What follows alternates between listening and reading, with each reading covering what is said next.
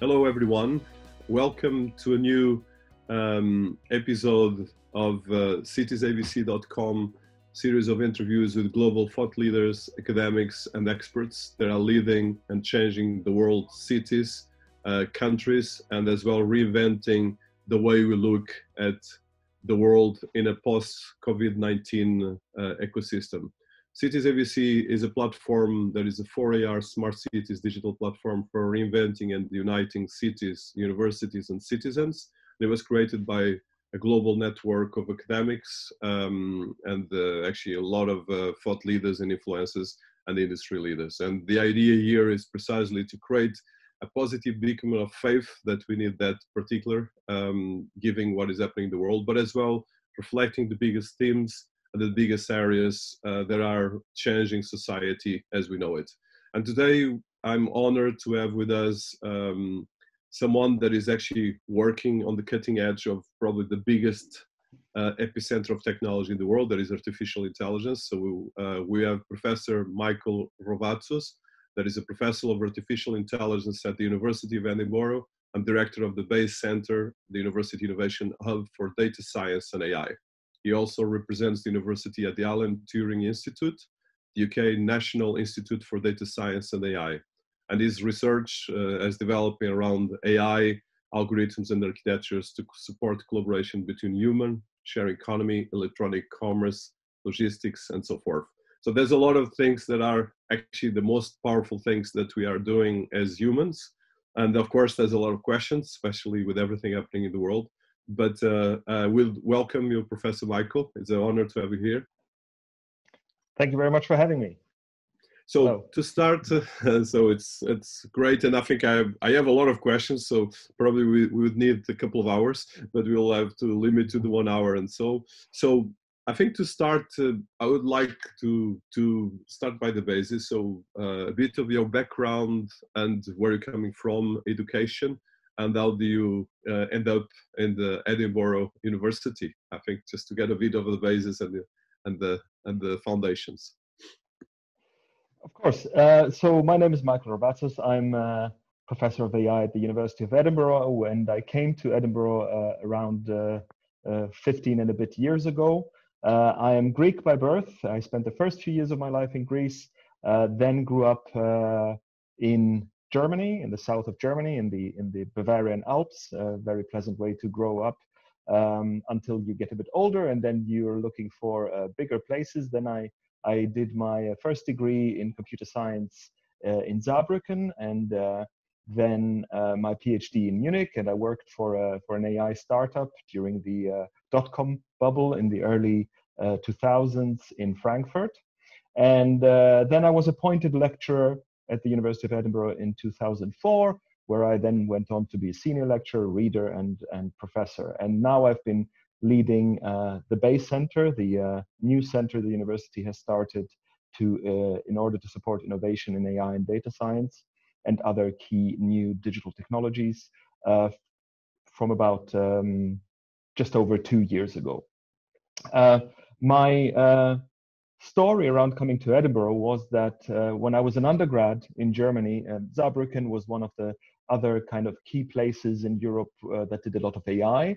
And this was my motivation to go to this otherwise not very well-known town. And when I went there and talking to my professors and so on, I found out that there had been really a long-standing collaboration with Edinburgh. And Edinburgh, in fact, is not only a 400-year-old institution that has a lot of huge track record in creating knowledge and changing the world, but also it was the third place in the world that did AI, starting in the mid-60s, just after Stanford and MIT. We were the first place where you could study AI in Europe, and it remains one of the biggest computing departments in Europe, building on that history. So I found out about these things when I was an undergrad, and my first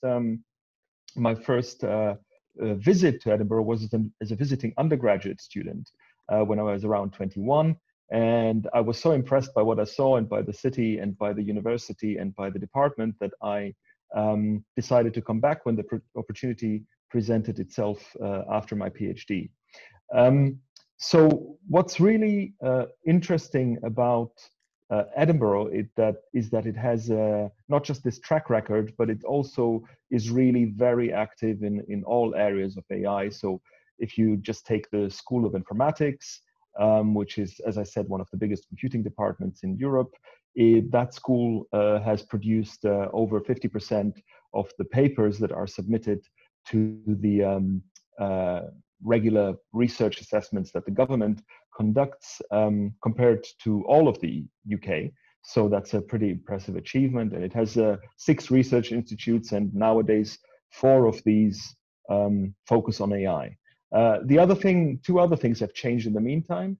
Of course, AI itself has almost, we could say, exploded in terms of attention and impact and adoption in industry. And the other thing that has happened is, of course, that we used to think of tech and of digital as kind of one industry, and now we see that it's actually impacting all markets and all sectors. And that sort of explains a bit my role in the Bayes Center. So the Bayes Center is named after Thomas Bayes, who, as many viewers will know, was established some of the mathematical foundations that underpin a lot of modern statistical machine learning. And he was briefly an undergrad at the University of Edinburgh, and that's why we decided to name the center after him. The center is part of a massive investment in data-driven innovation. So in the Edinburgh region, we have what's called a city region deal, an economic development program that's about £1.5 billion, and around half of that, around 660 million, will go into data-driven innovation. So it's a very, very ambitious plan to really boost the regional economy and national economy through the use of data and AI. So in the Bayes Center, that's the first of the innovation hubs the university has established using that investment. And we have very ambitious targets. Over 10 years, we want to upskill 100,000 people in data. We want to create 400 new companies.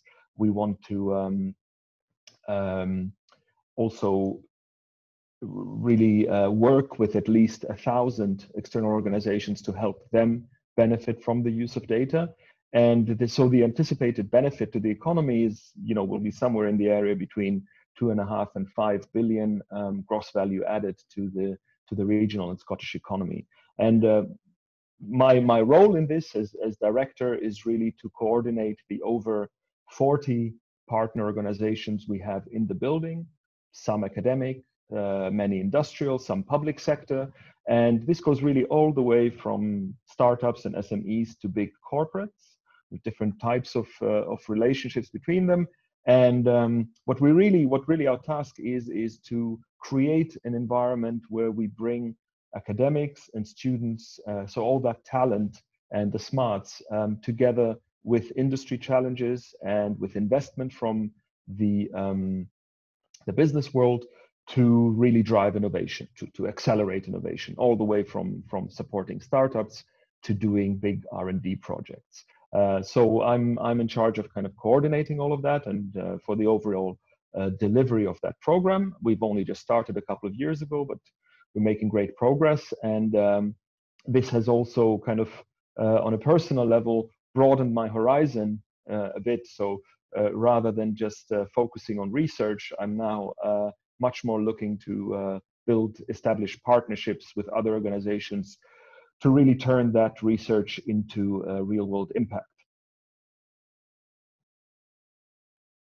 That's quite impressive, to say less, and I think very bold, and I think super necessary. So I would like to go, before we go more, I have a lot of questions about Bayes Center at the university, but I would like to talk about your research. And I think so, and how do you see AI? Because, for instance, there was a fantastic research recently that was stating that more than technology, AI is an ideology.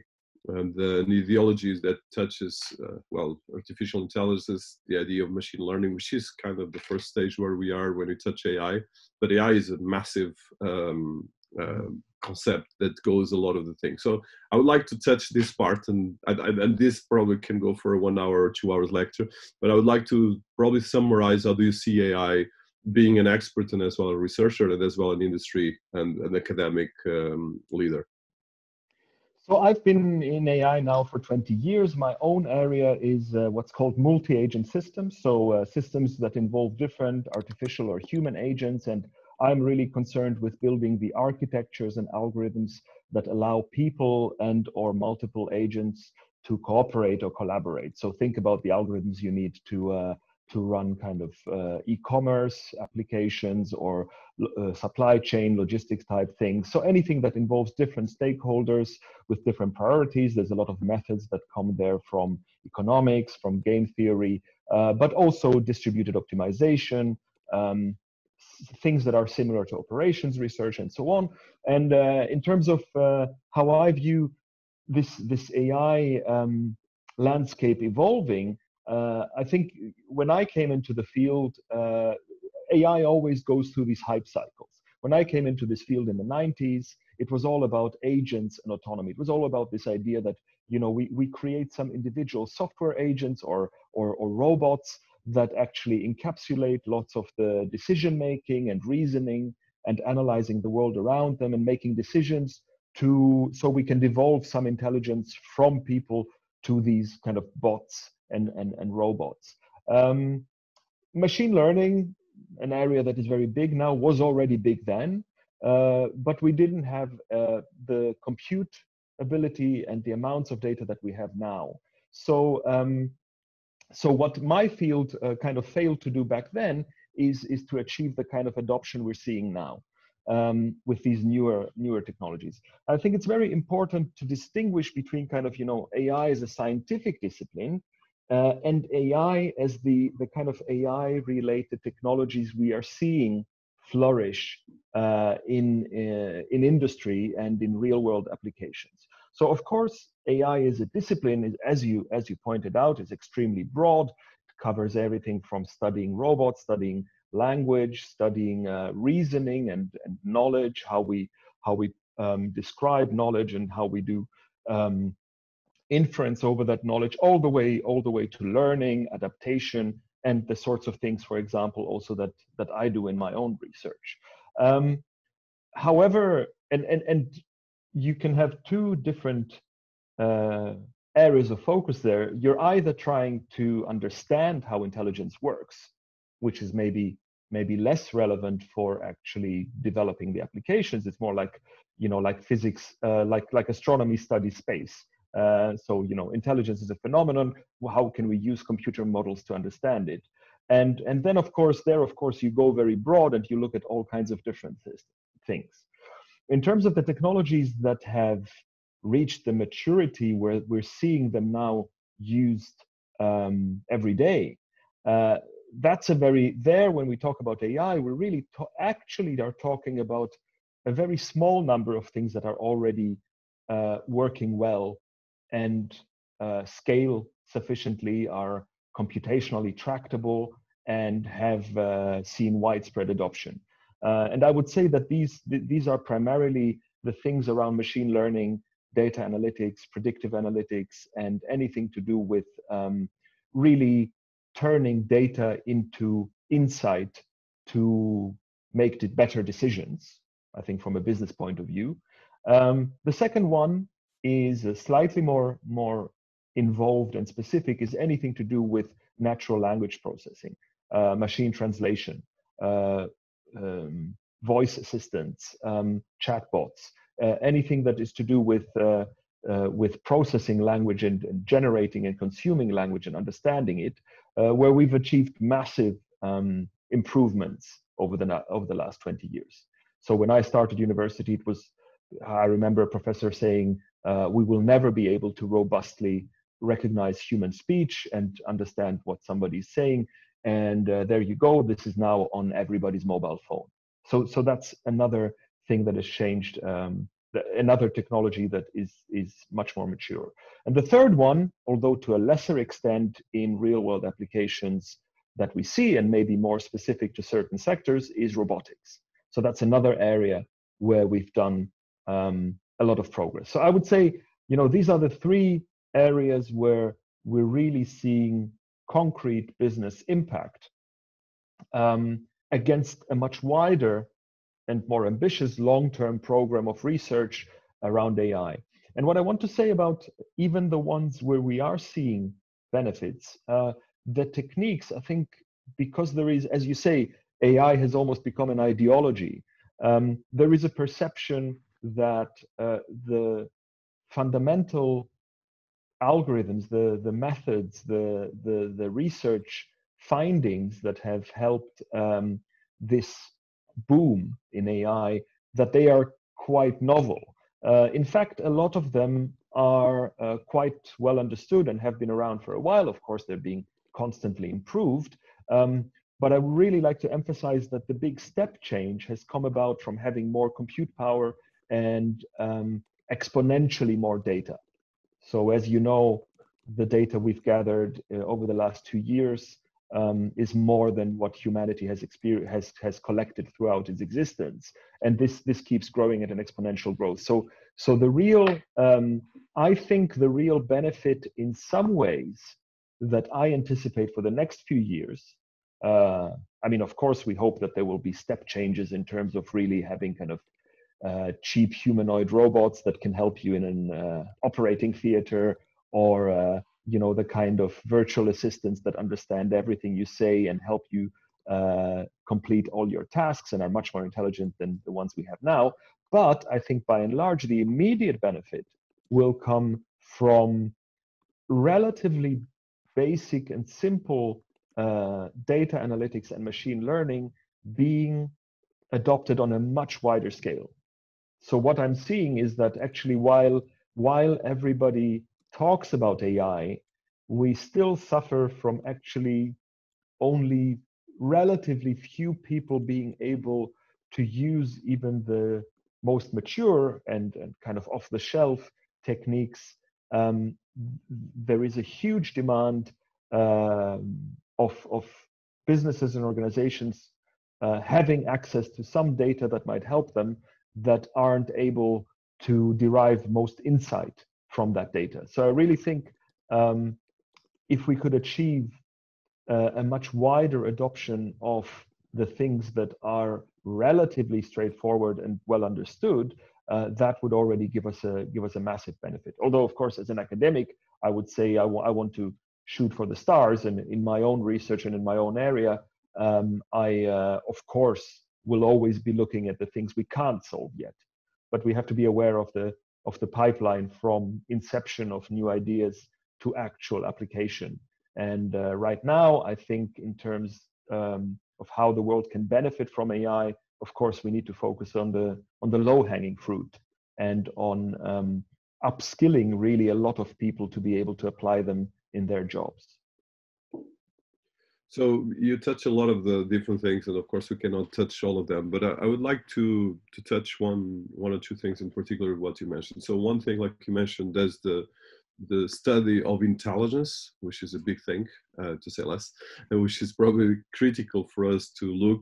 And the other thing, of course, is taking this into practical uses that can be used for a lot of different things.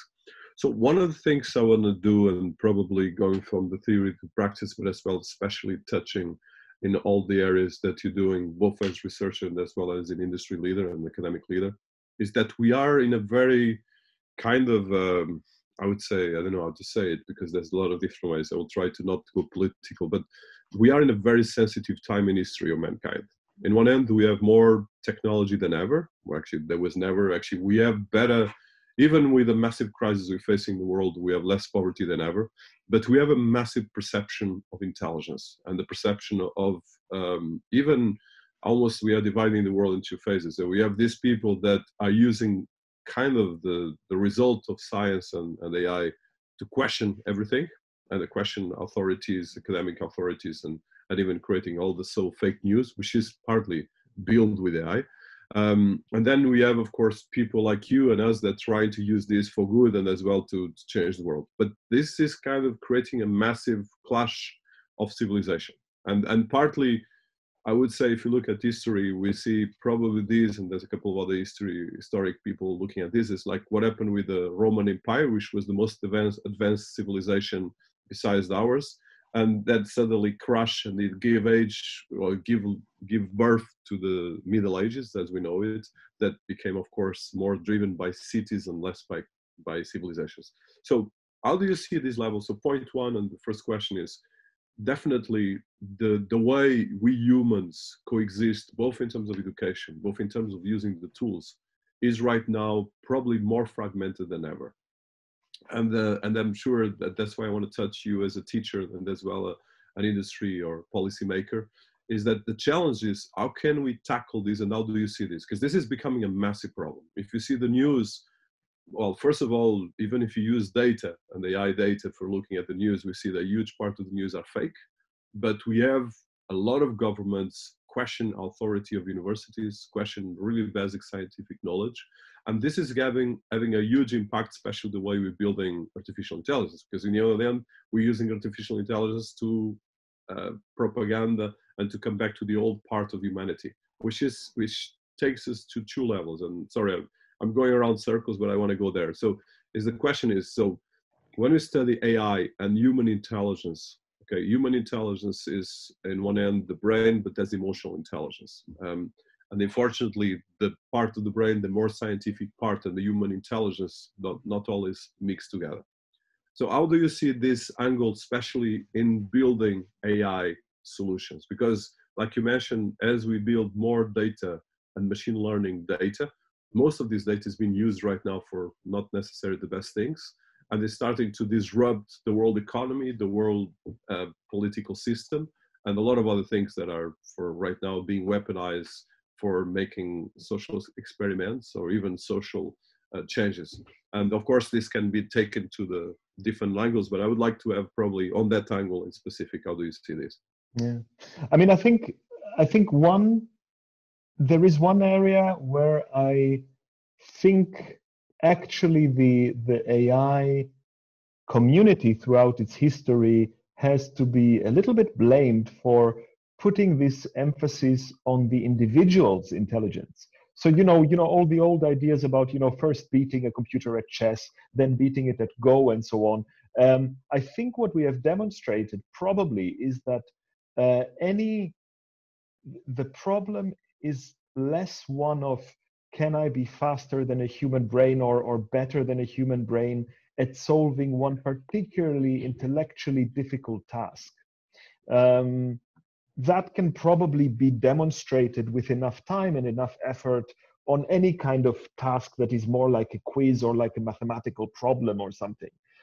Even if it's physical, eventually we will probably have an arm that can perform surgery. What we didn't crack and maybe didn't focus enough on is really what happens when different people develop these systems in parallel and these systems interact with each other, given that they are built and influenced by humans. And the key thing, the key notion I would emphasize there is the notion of trust. So in the past, we've always seen that institutions, technologies, and economies have thrived when they managed to maintain the public's trust. And I think what we're seeing now is that we put in place the internet, we put in place mobile technologies, we put in place cloud computing, all the infrastructures, but we didn't think so much about what is the mechanism by which trust will be embedded in those. And one reason for that, there is actually also something that maybe was present already but not visible. One reason, as a global society, we never had set up a global system for trusting each other. It was always done with the manipulations and strategies of every individual player. Now, of course, if you can exert influence through digital systems on a global scale, but you don't have that coordination and agreement between all the players, then then it's going to undermine the social relationships and tensions between countries and within nations and so on. So I think this is a real, on the one hand, it's a real kind of geopolitical problem, but on the other, it's also for the technologists. So for me personally, I ask myself, what would make these AI systems trustworthy? And I'm trying to look at other technologies, and I'm thinking, okay, what if other safety critical technologies were like AI? So for example, what if people had just invented airplanes and everybody was just flying their planes as they like?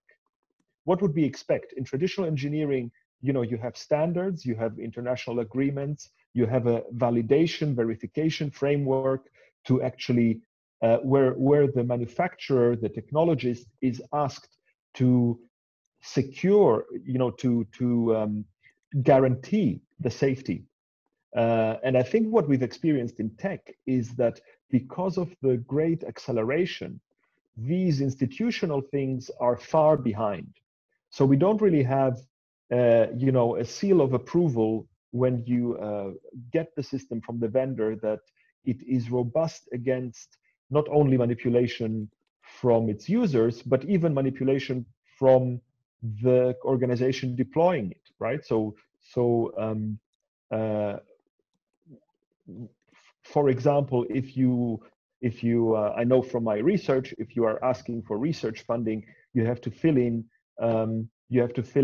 certain ethical assessments where you say, well, you know, the thing you develop, can it be weaponized, right? So we don't have such standards for AI in general. When you go to a vendor and you buy it,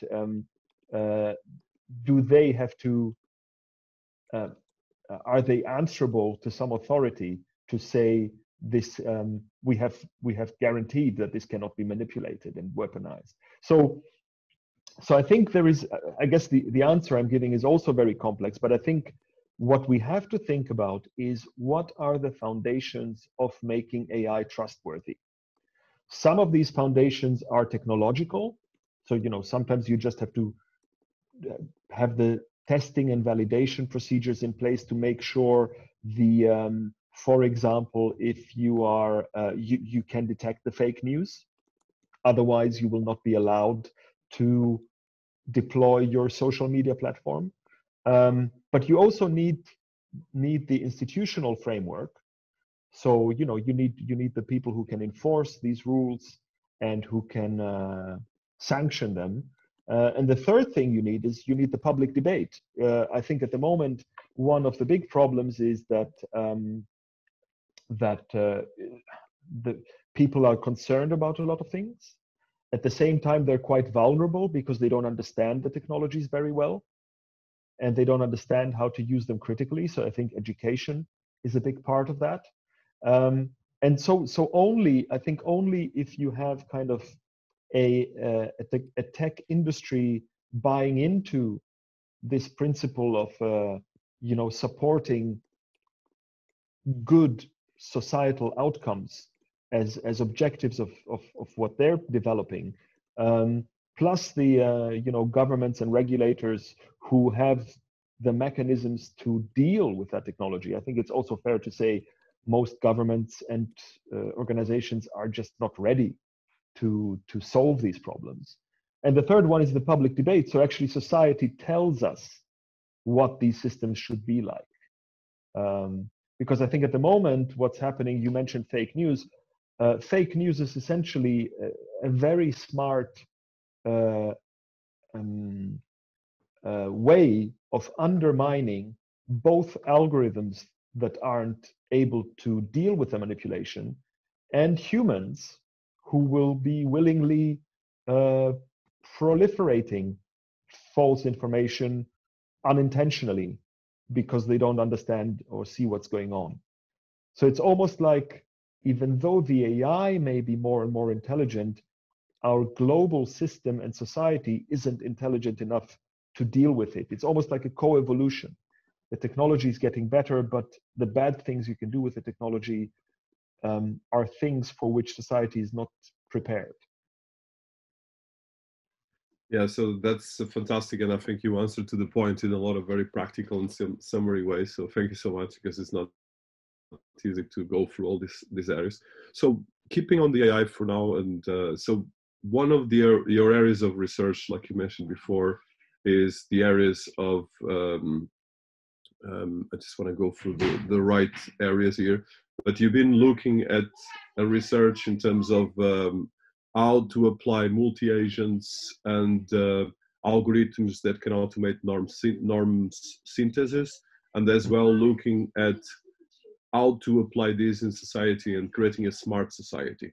So I think this probably is the evolving from the first part that you're touching. How can we make that happen, especially right now when we are in a very sensitive moment where the world economy and the world society is becoming digital, whatever you want it or not. In one end, there's a good thing that COVID-19 brought. So that means we are all right now using digital tools to perform and to interact. And of course, this will create a lot of issues in terms of social, emotional balance, but it creates a lot of opportunities. The challenge right now is, of course, this is creating as well a huge economical and financial meltdown. But for instance, if you look purely from data, and we actually did this with another interview with another expert in AI and business analytics, is if you look at business analytics and picking and researching multi-agents and different areas, you could actually apply just looking at a country requirements. Let's say if you just put data of, let's say, all the companies in Scotland, and we put it in machine learning, and we look at the companies that are on the verge of bankruptcy, or at least in very bad situations, the government can see, looking at metrics, the ones that can be saved, the ones cannot be saved. And this can be applied as well to create jobs for young people and a lot of other people. Because if you look, okay, we have this society with 6 million people, these areas are not fooled and we need to fool. So in theory, the work of experts like you is amazing, but then the governments are not doing any of this. And I think the challenge, and that's why I think makes sense. So how do you see this kind of conceptual work in one end that is creating a kind of human intelligence and human social balance, and as well the frame between the industry that you touch very, I think, picking in your own words, I think you mentioned something that I really like a lot, that is the area of apply mechanisms and ethical assignments to avoid the AI, but as well to come up with more pragmatism, because the only way we can kill a lot of these things is come up with utilitarian systems. So I don't know, I just want to keep on this angle. If you have some you touched already this. I think you're absolutely right. I mean, there is I sometimes when I do give presentations, I sketch this vision of that. In theory, you could use all this stuff to have almost like an economy, almost without money or without kind of chaotic, decentralized decision making where there's a lot of faults. Right. So in theory, you could have a very well coordinated thing where you gather all the data, you make some political decision about where the resources should go, where the money should go, where the workforce should go. And you could almost have like a bird's eye view to optimize the economy. I think in practice, we have some significant roadblocks, though, to solve in order to get there. As you're saying, the governments don't seem ready to be able to do these, evidence-based and rational responses to crises. I think the first roadblock is we are still really behind on bringing all the data together. And by that, I don't mean that there isn't enough data. I mean, there isn't enough of a willingness from all the different stakeholders to share and open up the data and join it. There's a lot of thinking about commercial sensitivity. There's a lot of thinking around giving away data to competitors. And what I'm advocating here isn't necessarily open data or making things public. You can have very bespoke and commercially careful agreements to share different types of data and so on. But I think in many parts of the economy, that is really still hard to do. And governments themselves, in terms of just their data awareness and the data skills of the key people who could make that happen, are just not there yet. There is a huge amount of help that they need to get there. The deeper roadblock is somebody, or I wouldn't call it a roadblock, but maybe more of a conundrum is kind of, how do you, somebody would have to set the objectives of those systems, and that's clearly a political decision.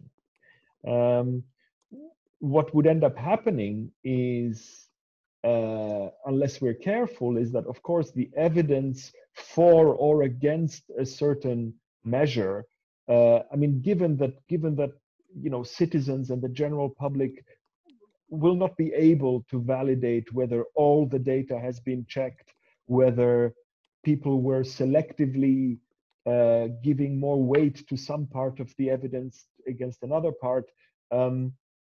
My concern would be that you could still manipulate those sorts of things politically, of course.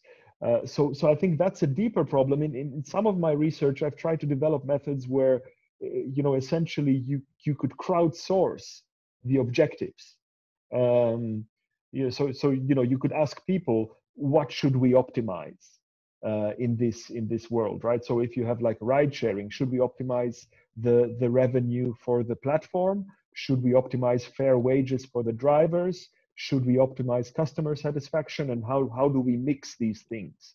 And I think you can do those things, you can crowdsource those things in principle. And I think that is the dream of what the pioneers of the internet always had, that it would become this big democracy where you could not be manipulated because nobody would have enough individual power. Unfortunately, we have seen that power still accumulates, and sometimes it's knowledge, sometimes it's the resources to, for example, deploy huge armies of social media trolls to influence the opinion. So I think what you are describing is very much probably the future of doing kind of evidence-based politics, based on and not just politics, but also business strategy, economic strategy. And I think that is the future. But I think, again, we don't have the institutional scaffolding so that we could deploy it now. And that as a citizen, I could relax and say, okay, I have reasonable trust that is working well. Yeah, I think I like the idea of institutional scaffolding. I think it's a very good metaphor. So one thing, if you look at the AI arms race and not going political, partly what you just described is already happening. So if you look at what is happening with China, not going anything political, the Chinese government is already applying AI and blockchain on a massive scale. They just launched the blockchain protocol for right now, I think 200 cities and going to 452 cities worldwide, which is kind of, most of the blockchain research is still in the universities, if you take all the crypto part. And if you look at AI, is even more advanced, especially the way they're using this setup to create smart cities and so forth. So the challenge right now is that we have already governments applying all of this in a very big scale. And I think I'm not going to the political consequences, but this is already happening. So this is creating, in one end, a huge disbalance. And I think Professor Harari recently, in most of his talks in the World Economic Forum and other things, was talking precisely about kind of a new part of a system or world invasion, or kind of, how can we put it in these terms, the sense of we're going to have new colonies. data colonies.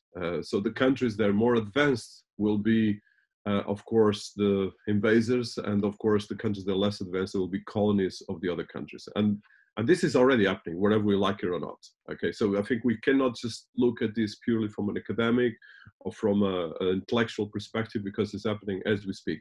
And of course, even in the universities. So how can we, not going political, but going political in the Greek word polis, that is the city, how can we look at this from an academic and research perspective, and the scaffolding creating scaffolding institutions that we need that, and I love that metaphor.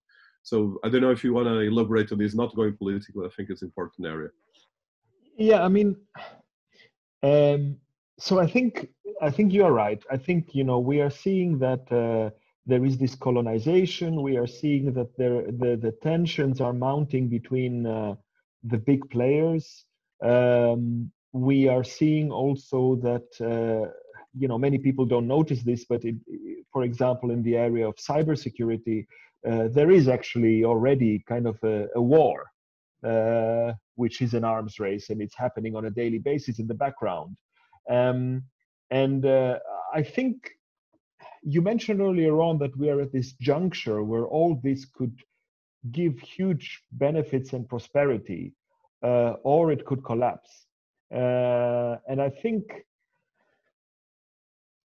it's difficult to make any political predictions, but I'll give you a parallel from what Edinburgh has always seen itself a little bit, because of the strong historical connections to the US, but on the other hand, because of being in Europe, and so as a bridge between East and West. And during the Cold War, Edinburgh was a place where we had, I think they were called the Edinburgh Conversations, where you really kind of, as a somewhat neutral third party, try to bring both perspectives to the table, and then understand what, how mutual cooperation, and in those days peace, could be safeguarded by through dialogue.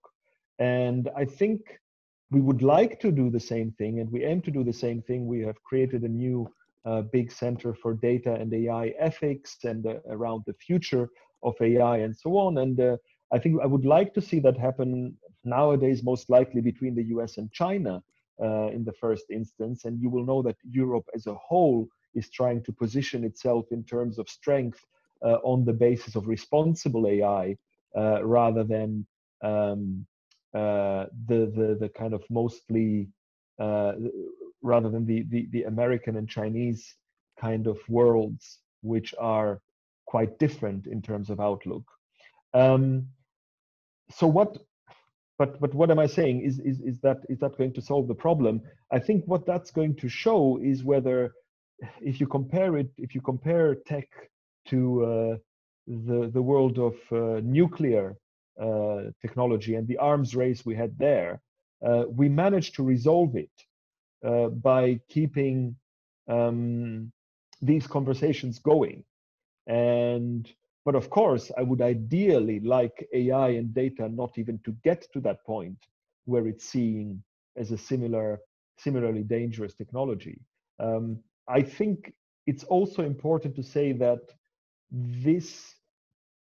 I think the key thing that has changed there is actually data and connectivity, and not AI.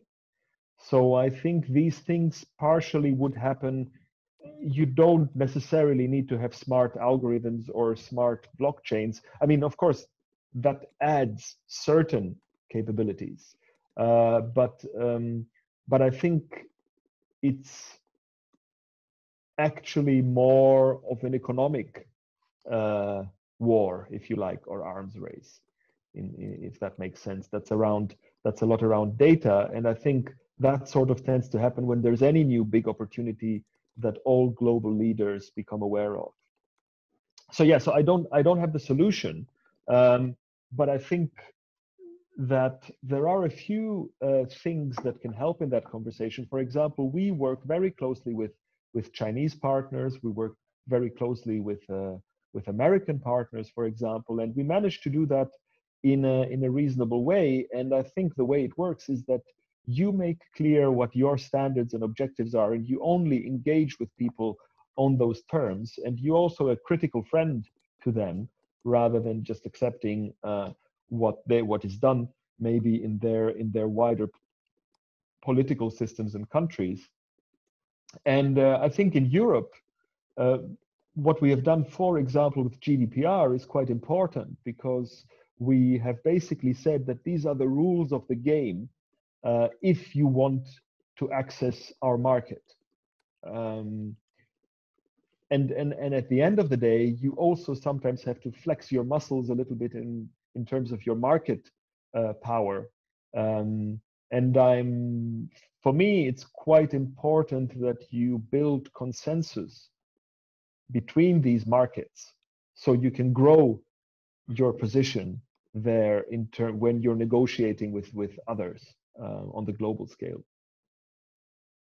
Yeah, I think it's a very good point, and I think it's you partly answered to that in a very, I think, way. And I think the idea of make clear standards is critical, and how to apply these standards, and as well almost a kind of a neutrality empowerment to AI and data, or the part of data AI for creating a better future. So moving right now to Base Center and the work that you're doing. So I know that as University of Edinburgh is one of the universities in terms of computing science in the world. Just give us a bit of some of the highlights and the kind of the highlights and the things that you are very proud, but as well for the world to know, because I know that there's a lot of things happening in Edinburgh and in the Base Center that not a lot of people know, from working with NASA to a lot of robotics and things like that. Yeah, so I've mentioned a little bit about the larger initiatives, but just to make that a bit more concrete. So what we've done in the center is we've brought in a lot of kind of different people who have expertise in the key areas. So, for example, we have our Edinburgh Center for Robotics, probably becoming the biggest group in robotics in the UK, and with amazing equipment like NASA's Valkyrie robot, that is a humanoid that will one day go to Mars. So that's one element, but we do a lot of work also, for example, in space and satellite data.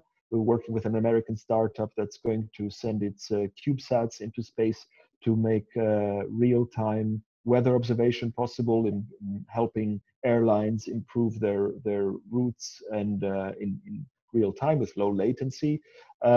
We've got lots of mathematicians, statisticians in the building. They're doing, for example, projects to optimize the energy system, energy power distribution in the UK.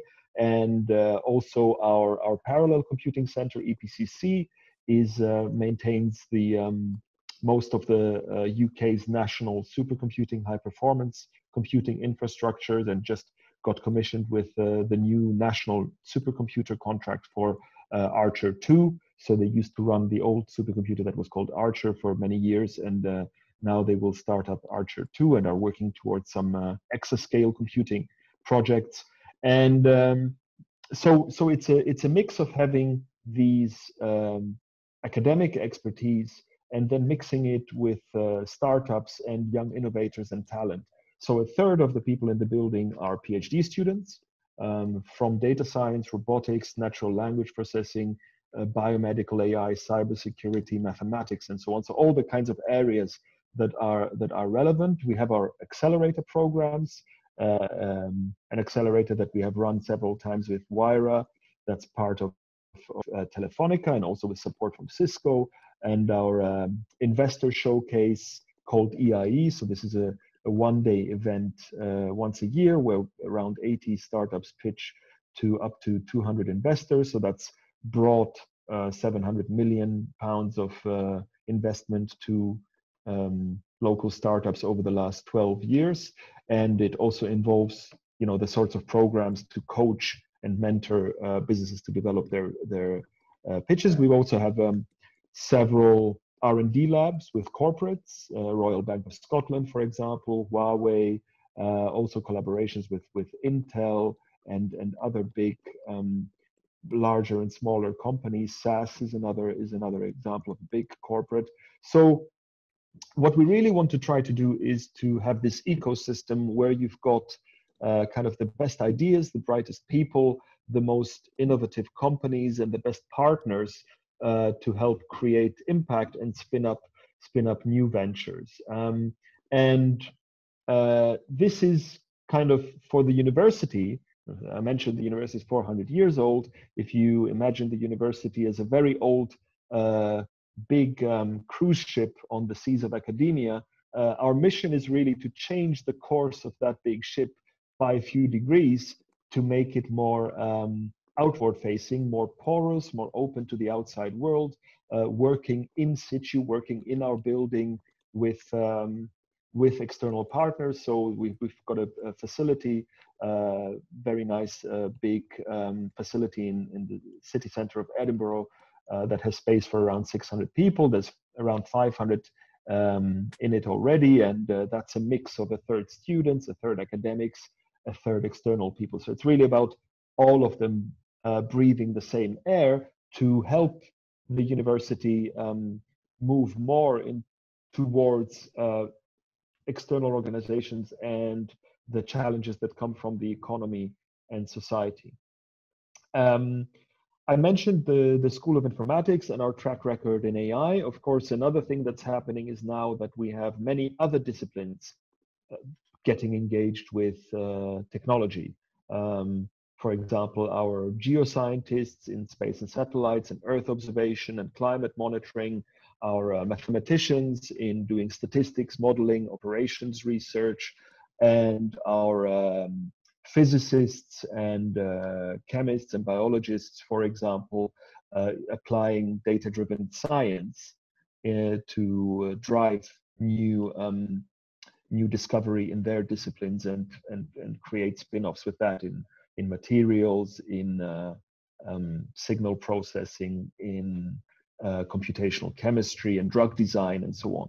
And all the way, of course, also to completely different areas like healthcare. We are now, of course, in the middle of the COVID crisis, and we know that the application of data science and AI will play a key role in dealing with this pandemic and with future pandemics in all kinds of ways, from diagnosis and treatment to epidemiology and modeling the impact and some of the things that we spoke about earlier on about the business impact and being able to make the right decisions there and the right policy making choices. So that's just kind of, you know, in a nutshell what we're trying to do.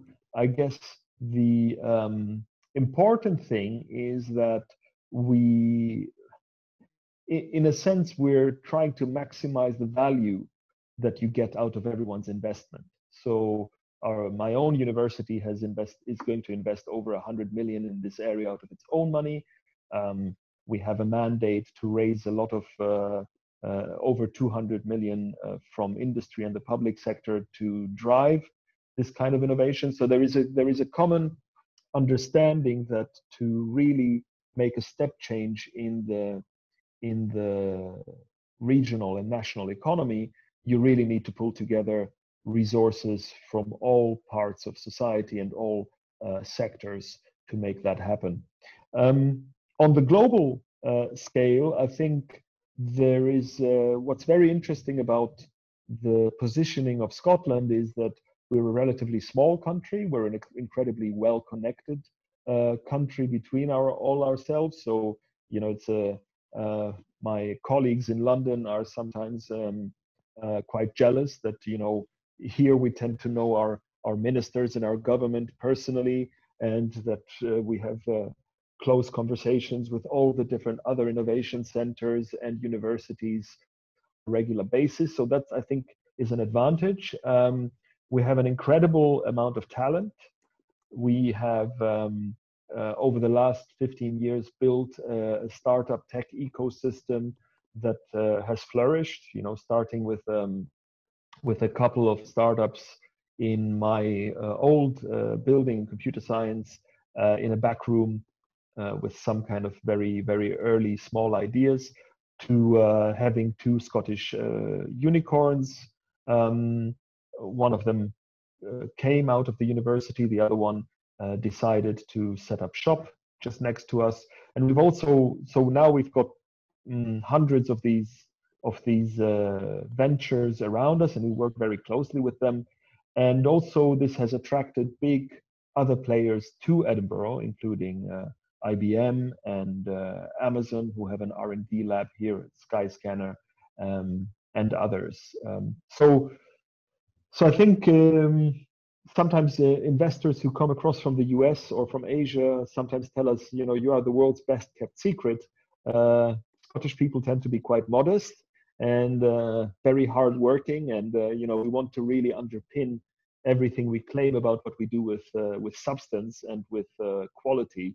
But I think we are really more than on par with lots of other hubs in Europe and across the world, and actually delivering far more impact per capita in terms of our citizens than many other places. So that's something to be quite proud of, and it's also as a member of the university to be quite proud of, to be able to build on the expertise of all the people in the different disciplines to drive that, rather than starting something from scratch. So it's we're very proud to be the oldest kind of civic university established in the UK. So we were not established by a king, we were not established by the church.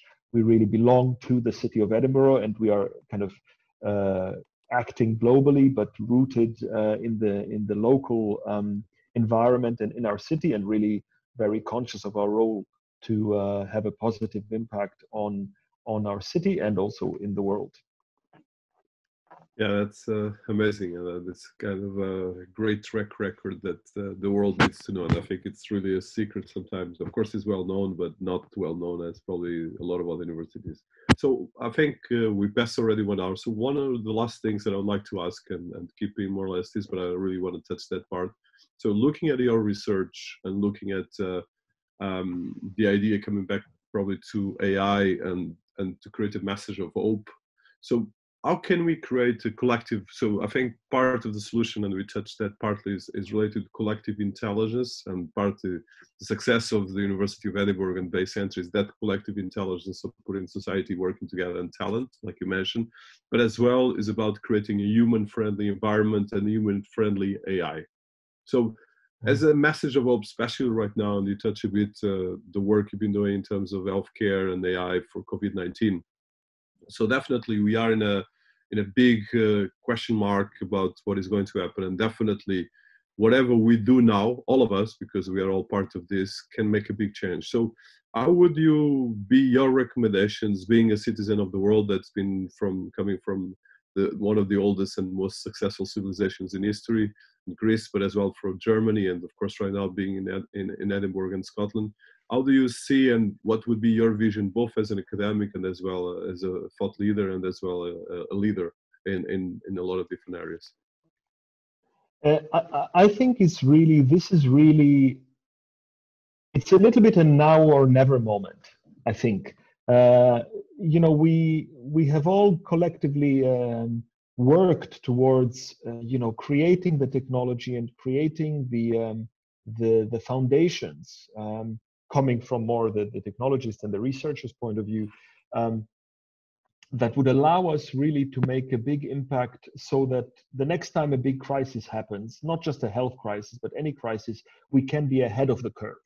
You know, everybody's talking about we need to flatten the curve. I think, okay, this time we need to flatten the curve. The next time we need to be ahead of it and not even let it grow. And for me, the message of hope is really that I see, well, first of all, I see a generation, especially a younger generation, that is very conscious not only of the power of technology to make a positive impact on that, and the power of collaborating around data and technology to help solve these issues, but also is very conscious of being vigilant about the potential dangers. I was so to give you two examples of this, in my own university, just in one university, within a couple of weeks after starting a web page where we were collecting people's ideas, we had a list of 140 projects on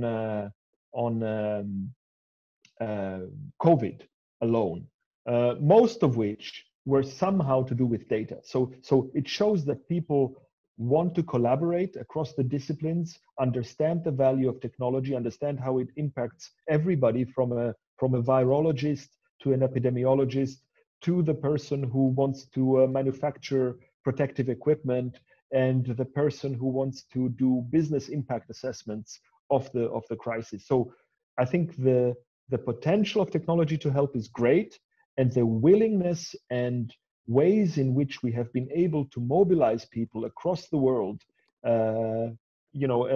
essentially an invisible army of people sitting on their Skype calls and Zoom calls, but actually pulling together to spin up new and useful activity to respond rapidly to this crisis is really, really impressive.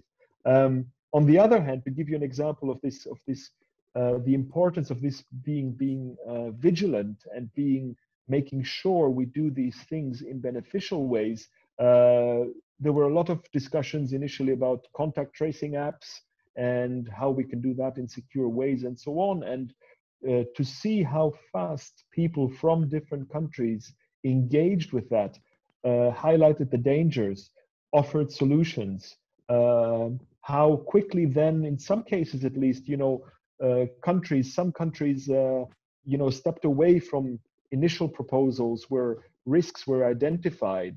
So I found that quite impressive. Earlier on, we were talking about how slow sometimes we still are and how some parts of society are not ready for some of the innovations yet and how much more work there is to do. But equally, I think that when there is a will to collaborate and to make a positive change, I have been quite impressed by how much we can mobilize, how many resources and people we can mobilize in a very short period of time. And I'm absolutely sure that that would not have been possible without the technology, but also without, if you like, data and evidence-based reasoning and rational decision-making having become woven into the fabric of public debate and public thinking. Of course, we know there are people out there that resist it, and there are people out there that try to go against that kind of enlightened and rational way of trying to solve problems together with all the knowledge we have, and that will remain to be something we have to fight. But I'm very hopeful that we are developing the capability and the willingness to do that. I think an area where we need to do more is international coordination. I see that citizens, researchers, businesses are very, very openly, closely collaborating across the world. The institutions and the governments and the decision makers higher up have not demonstrated that they have been able to coordinate these things that fast. So I think there is a lot of work there to do. But hopefully they will understand also that getting through these crises requires that. That's very inspiring, and I appreciate, because it's really we need to shift the attention to more positive narrative. And I think narrative is everything, because if you don't start to narrate, even when you program an algorithm, if you don't put the narrative clear, you might end up actually with a monster, or at least with something that doesn't work. So I think probably as the last parts, I would like to probably where people can find some of your papers, some of your information, some of the things about Base Center and the work you've been doing, because I think it's important. We have quite a big audience that is growing.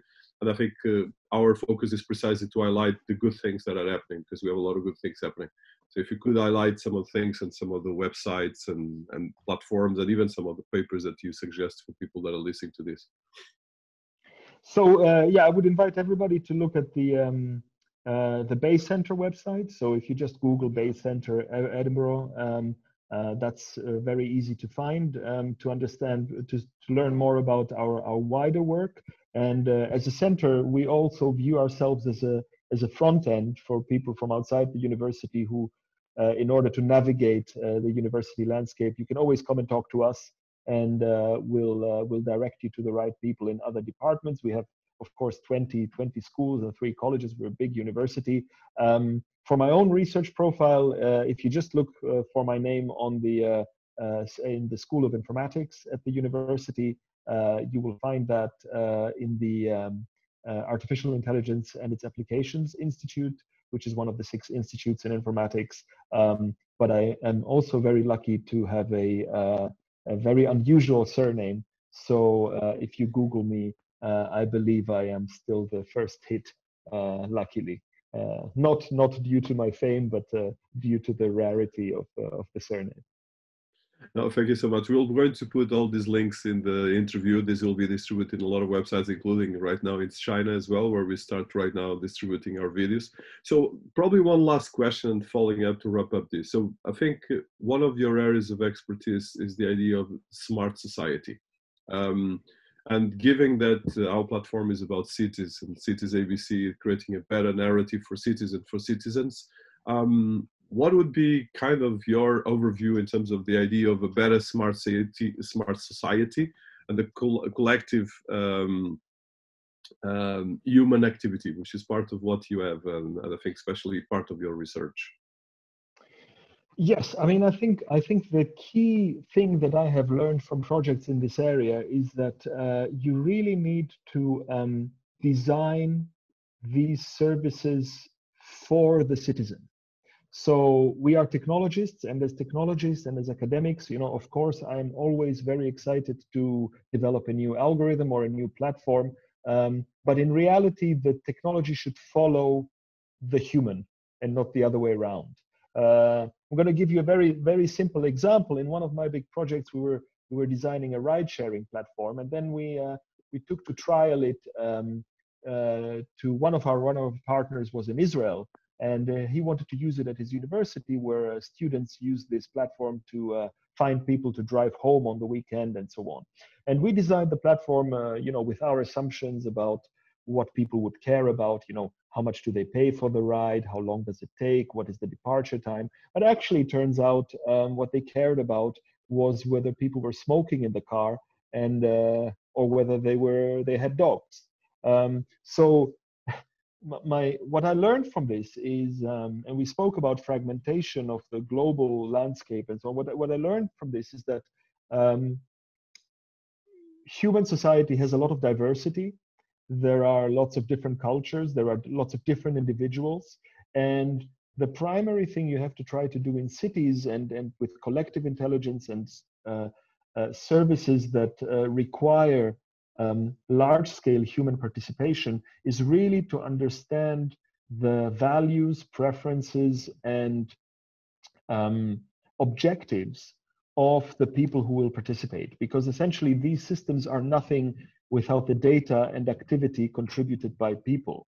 And I think in the smart cities world, for a very long time, there was a strong focus on instrumenting the environment, having the sensors, having the smartness in the physical environment. Now, that is, of course, an important part, but equally, we know that many collective intelligence things happen with very lightweight technology, and that it's not always about the hardware and the kit and the intelligent sensors. So, so I think what I have learned in particular through working with users is that the emphasis needs to always be on the design of how the value is added to the city. And then identifying the best possible technology to deliver the functionality that generates the value rather than the other way around. I think that's very important. There are very low-tech solutions for very useful things, and some require more technology, and sometimes it will be a mix. But I think the smartness is not always proportional to the amount of technology used. I think that's my key observation for that area. And the other thing is really to understand diversity. And I'm not just talking about cultural diversity or that understanding that different users are different, but also thinking about things like exclusion. For example, if you introduce a system, how does it impact people who are not on the system? We still have a digital divide. We still have lots of people who are not participating as much in these new technologies as others. And I think in order to responsibly deploy solutions in cities, we need to take all these factors into account. Yeah, that's fantastic insights, and that's actually critical because normally we don't separate these things. So last question, and I think given you that you are an academic and of course a leader in one of the leading universities, so how do you see education and special education in the time of AI, and what would be the last references and as well some suggestions you might have for our audience? So I think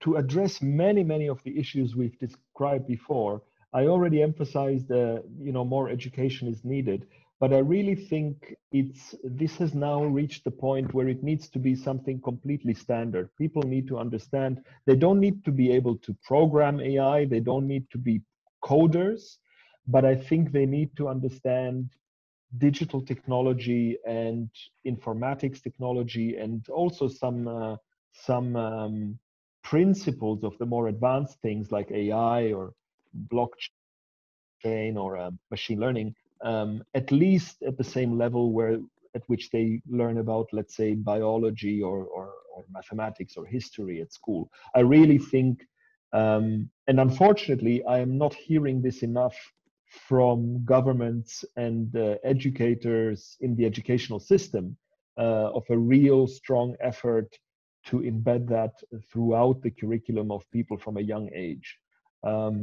If you want to, you mentioned resources. There is a fantastic online course from the University of Helsinki that has been taken by 300,000 people that's called Elements of AI. And I think it's a very nice illustration of what you can teach people without requiring them to have technical expertise. Because I think what we need citizens who are empowered to make the right decisions, who are empowered to safely and responsibly be able to use the tools, but also to judge the technologies and contribute to the debate. And I think this is really urgent. I'm sure if we have this conversation again in 5 years, we will be talking about completely new technologies. And I don't think as societies we can afford for the wider citizenship to really fall behind. So we can't have these kind of waves where the innovation comes first, then the governments need to catch up, and then the citizens can only catch up. What we need to be on the front foot so that people are really kind of ready for the future innovations. And I think with computing more generally, that chance has been missed. I think if everybody understood the basics of computational thinking and how computing works 20 years ago, then we would have a much more mature population and workforce now. So therefore, it's essential that people catch up now. And as I say, sometimes it's a little bit misleading for people to think, I don't want to be a coder. I don't want to be a programmer, because I don't think they have to be. That would be a little bit like me being able to become an accountant after I learned maths at school, which it was not the objective. The objective was to understand how things work and be able to rationally think through them and use them in your career. Well, fantastic and inspirational. Thank you so much, Professor Michael. It's been a pleasure and privilege, and we'll publish and promote this to the world. Thank you so much. Thank you very much for having me. It was a pleasure.